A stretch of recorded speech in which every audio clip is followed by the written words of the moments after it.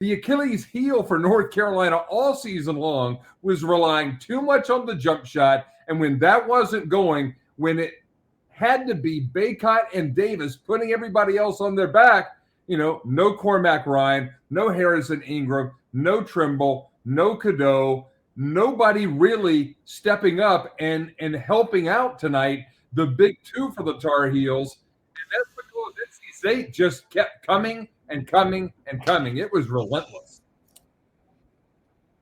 Yeah, you and I discussed, at least my 2 cents included, the one path to victory for NC State as a team that probably, according to the metrics, had a 10 or 15% chance of beating the Tar Heels, and then they did it, was shooting well from three-point land and defending the three well against the Tar Heels. Both of those things happened.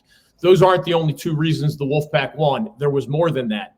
But State hit almost half of its three-point shots, 6 out of 14 from three-point land.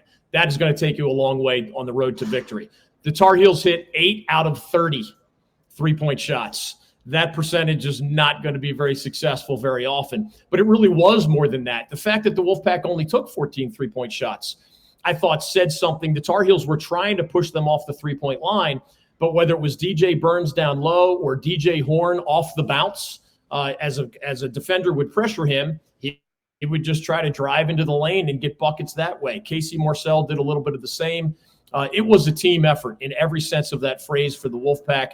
There were only 3 teams this year, Mike, prior to the Wolfpack in this title game who had shot 51% or better against the Tar Heels. And this was Hubert Davis's theme when the Tar Heels took the podium. He said, you got to play better defense than that if you expect to win. And he did credit NC State, but he talked about what the Tar Heels failed to do in his eyes. Tennessee shot really well against the Heels, but Carolina won that game because the Tar Heels scored 100 points against the Volunteers. The only other games where the Wolfpack or the Tar Heels gave up 51% shooting or better were UConn, Syracuse, and NC State tonight.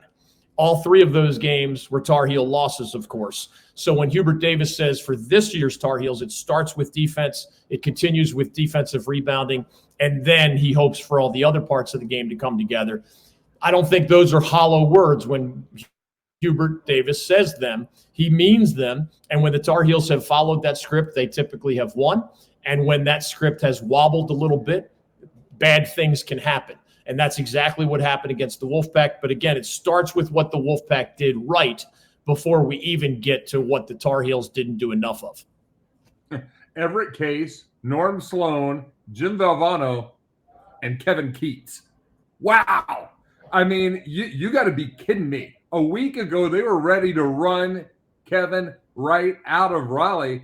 And now they might be putting a statue of him next to that big piece of bronze that they just unveiled with David Thompson back in the fall. I mean, for Kevin Keats, he has bested, Tony Bennett, national championship coach, Hubert Davis, who is the ACC Coach of the Year, John Shire, who is, everybody seems to think he's going to be the next great big thing, and obviously is doing a great job on the recruiting trail. But here's a guy in his 7th year at NC State, 10th year overall as a head coach, did some great things down at UNC Wilmington, but really hadn't done anything spectacular at NC State. And now he is cutting down the nets. And this team could, assuming they don't get too, excited about everything and they lose their focus, this is an NC State Wolfpack team that could truly do some damage in the NCAA tournament. You just never know. And I don't think anybody wants to count them out after what they've just witnessed